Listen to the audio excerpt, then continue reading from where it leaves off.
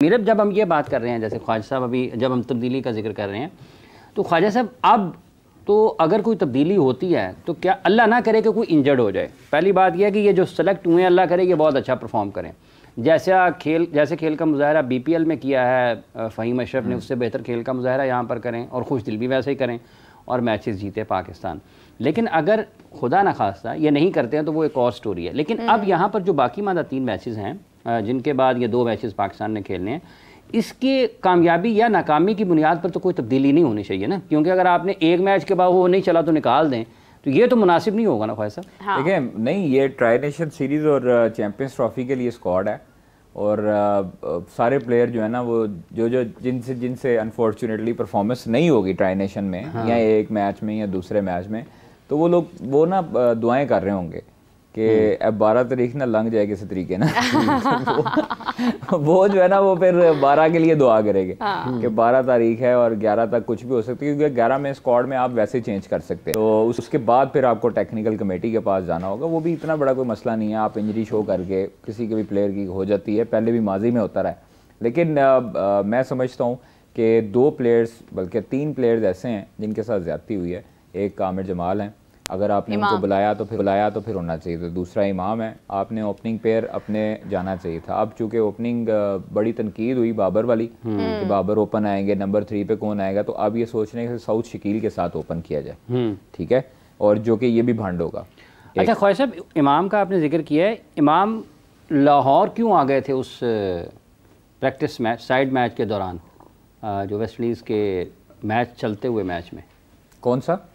जो रावलपिंडी में पाकिस्तान और वेस्ट इंडीज़ के माबैन मैच हो रहा था, एक प्रैक्टिस मैच, उस मैच के दौरान मैच छोड़कर लाहौर क्यों आ गए, जबकि वो स्क्वाड का हिस्सा थे, प्लेइंग 11 का? नहीं, कप्तान थे। हाँ। कप्तान थे शाहीन्स की तरफ से। हाँ। और वो मैच कंप्लीट करके आए थे अपना जो उन्होंने की थी, वो उनको घर पे कोई ज़रूरी काम था, अच्छा, जिसकी वजह से वो आए थे वापस, और फिर उन्होंने इजाज़त लेके आए थे बाकायदा सिलेक्टर से भी। अच्छा, कि ये वाला वाक़या तो उनके सिलेक्शन के रास्ते में रुकावट नहीं? नहीं, ऐसा कोई ऐसी मसला नहीं है। और वो सिलेक्शन में रुकावट क्या बनी, मामला क्या बना, वो अब एक अलग कहानी है। आकिब जवेद साहब जानते हैं, वो सिलेक्शन कमेटी जानती है। अच्छा, एक सवाल है कि फ़हीम का एक होता है ना, आपको खुशदिल की तो चले समझ भी आती है कि हाँ कप्तान की भी वो नूरे नज़र हैं और काफ़ी उनके जो है वो उनकी तरफ हैं ख़यालात ज़रा मुस्बत हैं। लेकिन यह है कि अगर हम बात करें फ़हीम की तरफ जो एक मोहब्बत का पहलू है या एक इंटरेस्ट का फैक्टर है, वो किसकी जानिब से? देखें, अब तो ना बाबर कप्तान है, हाँ, ना अब कोई और ना शान मसूद है जिसके ऊपर हम यारी दोस्ती का टैग लगा सकते हैं, ना हसन अली कप्तान है जिसके ऊपर, या शादाब कप्तान है जिसके ऊपर रोटी गैंग का हम टैग लगा सकते हैं। अगर वो आए हैं तो फिर इसका मतलब है कि प्योर तरीके से सिलेक्शन कमेटी ने उनको सिलेक्ट किया। ख्वाजा साहब, एक और बात है, कथा कलामी की माज़ चाहूँगा, आपने किन 2 लोगों के नाम लिए हैं? एक आपने हसन, बाबर, नहीं, हम बाबर का तो पहले लिया ना, एक हसन और एक लिया उन्होंने शादाब। हाँ, शादाब, ठीक है। और जो टीम में आए हैं वो हैं फ़हीम अशरफ साहब। तो वो कोई एक गैंग का बड़ा नाम है पाकिस्तान के क्रिकेट में, लोग उनको रोटी गैंग हैं। तो ये मतलब गैंग अगर ख़त्म भी हो जाए कि कहीं ना कहीं तो उसके असरात रहते हैं ना, आसार तो रहेंगे। नहीं, अब वो कहते हैं हुड़नो गल्ला नहीं रहेंगे तो अब वो उस तरह की बातें नहीं हैं। हाँ। और मैं समझता हूँ कि ये जो अभी खालिस्तान जो डिसीजन है वो सिलेक्शन कमेटी का है और उस पर ठीक है। अब उन्होंने परफॉर्मेंस दी है BPL में, तो वो आए हैं, जिस तरह खुशदिल आया है, अब बाकी प्लेयर्स आए हैं।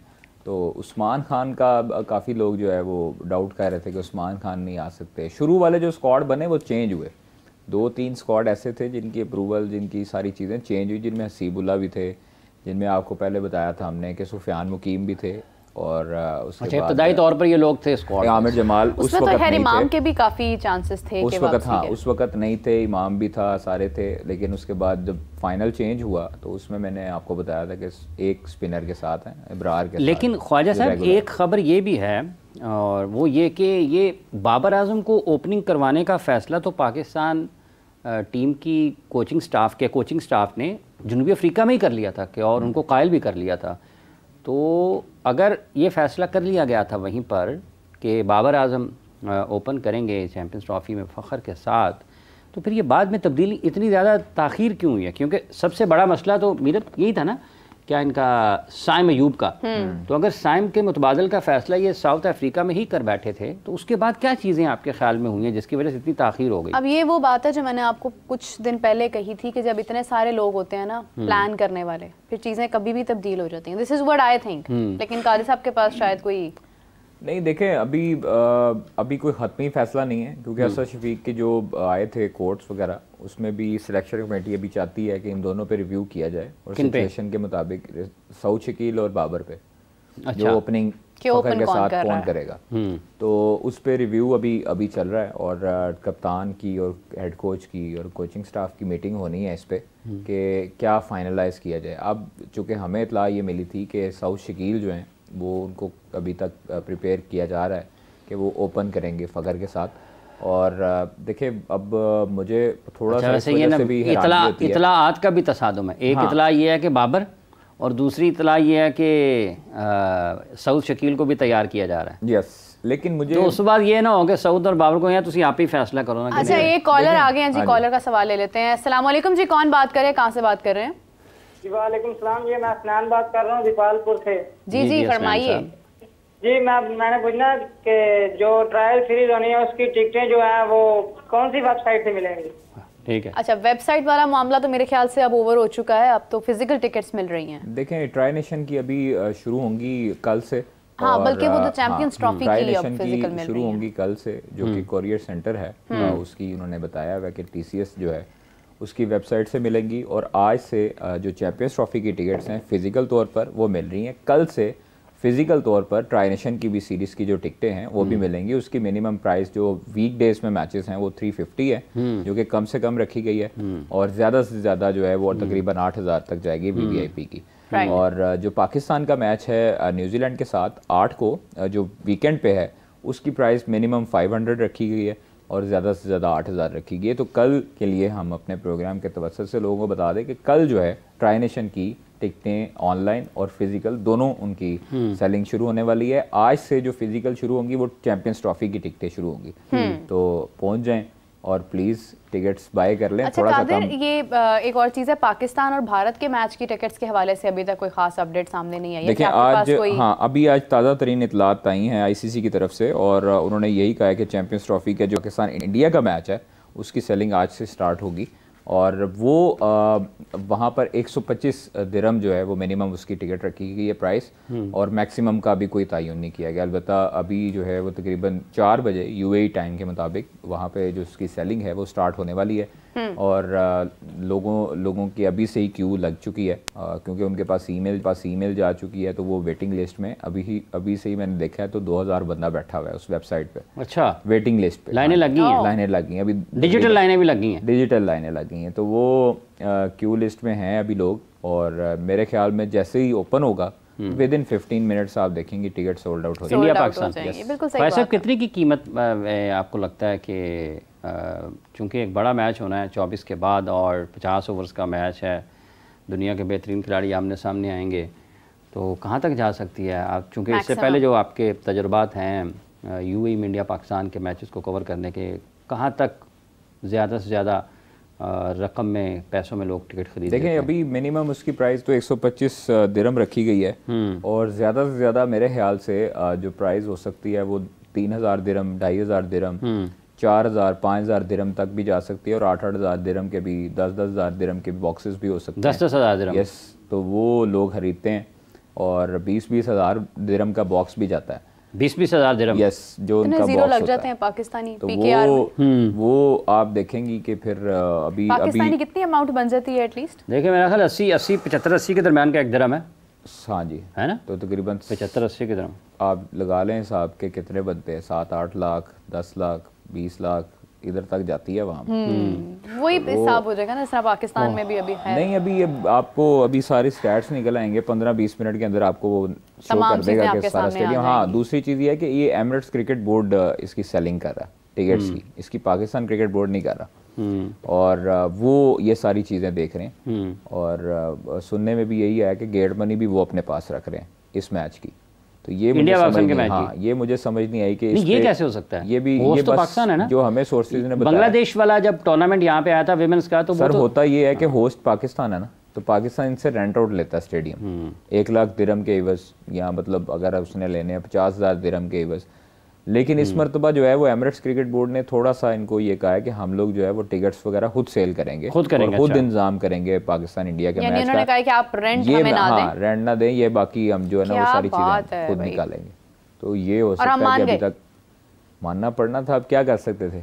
स्टेक होल्डर्स तो नहीं मिल गए, ऐसा नहीं कि बीसीसीआई, आईसीसी और वो यूएई क्रिकेट बोर्ड, लेकिन ये होगा कैसे? क्योंकि होस्टिंग राइट्स पाकिस्तान के पास है। देखें, ये मुझे जो इत्तला मिली है वो यही है कि जो सारे इंतजामात हैं, सारी चीज़ है, सारी जो पैसे होंगे वो एमिरेट्स क्रिकेट बोर्ड ने इनके साथ काफ़ी हद तक बहस मुबाहिसा भी पीसीबी के साथ किया है, और जो फर्दर इंफॉर्मेशन है इस हवाले से वो मैं पाकिस्तान क्रिकेट बोर्ड से भी लेकर अगले शो में अपने जो व्यूअर्स हैं उन तक पहुंचा देंगे। अभी तक मुझे ये इतला मिली थी कि पाकिस्तान क्रिकेट बोर्ड इसकी टिकट्स वाले मामला नहीं देख रहा, क्योंकि ये तो बड़ा रेवेन्यू है। यस, ये एमिरेट्स क्रिकेट बोर्ड खुद देख रहा है, और एमिरेट्स क्रिकेट बोर्ड ने काफ़ी हद तक इनके साथ जो है वो बहस मुबाहिसा भी किया है इस हवाले से। तो ये अभी इतला मिली थी तो मैंने कहा जी आप तक शेयर कर दी। ये बहुत बड़ी इतला है और एक नई वैसे गुंजाइश कितनी है उसकी ख्वाहिश साहब?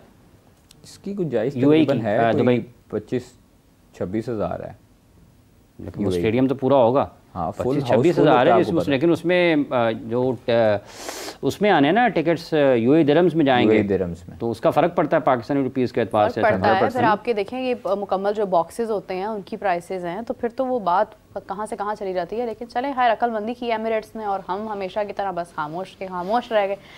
गौतम गंभीर के हवाले से स्टेटमेंट सामने आई, उनसे आई गेस के पूछा गया कि पाकिस्तान और भारत के मैच के ऊपर जो है वो काफ़ी नज़रें होती हैं, तो उन्होंने कहा कि हमारे लिए 5 के 5 मैचेस बहुत इंपॉर्टेंट हैं, और पाकिस्तान इंडिया का मैच डेफिनेटली इमोशंस उसके साथ बहुत हाई होते हैं, लेकिन हमारे लिए सिर्फ वो मैच इंपॉर्टेंट नहीं है, हमारे लिए तमाम मैचेस इंपॉर्टेंट हैं। जिसमें उन्होंने 5 मैचेस का जिक्र किया। इट मीन्स कि वो खुद को फाइनल में देख रहे हैं, सेमीफाइनल में भी देख रहे हैं, और उनकी जो इरादे हैं वो भी काफ़ी मजबूत लग रहे हैं।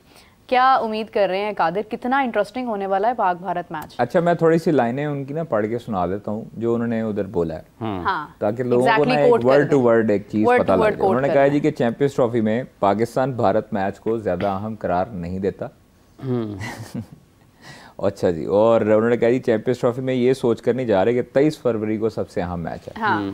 मैं समझता हूँ 5 मैचेस बड़े अहम हैं। दुबई में हमारा मिशन चैंपियंस ट्रॉफी जीतना है, और चैंपियंस ट्रॉफी में हमारा मिशन सिर्फ एक मैच नहीं है। चैंपियंस ट्रॉफी की जीत के वक्त में ये मैच हो रहा है, इसे हम ज़्यादा से ज़्यादा संजीदा लेंगे। जब भी पाकिस्तान भारत खेलते हैं तो जज्बात बहुत ज़्यादा हो जाते हैं, जज्बात अपनी जगह, लेकिन मुकाबला हमेशा वही रहता है। वर्ल्ड कप के मुकाबले में चैंपियंस ट्रॉफी मुख्तलिफ चैलेंज है, हर मैच अहमियत का हामिल होता है। रोहित शर्मा और विराट कोहली ड्रेसिंग रूम और भारतीय क्रिकेट की वैल्यू में इजाफा करेंगे। रोहित शर्मा और विराट कोहली का चैंपियंस ट्रॉफी में बड़ा अहम किरदार होगा। तो मेरे ख्याल में नींद नहीं पूरी हुई उनकी गौतम गंभीर की, तो वो मेरे ख्याल में ख्वाब में ये चीजें देख रहे हैं। 5 मैचेस पूरी करके ही अब आए हैं। नहीं, 5 मैचेस वाला जिक्र जो है वो थोड़ा सा ओवर कॉन्फिडेंट है।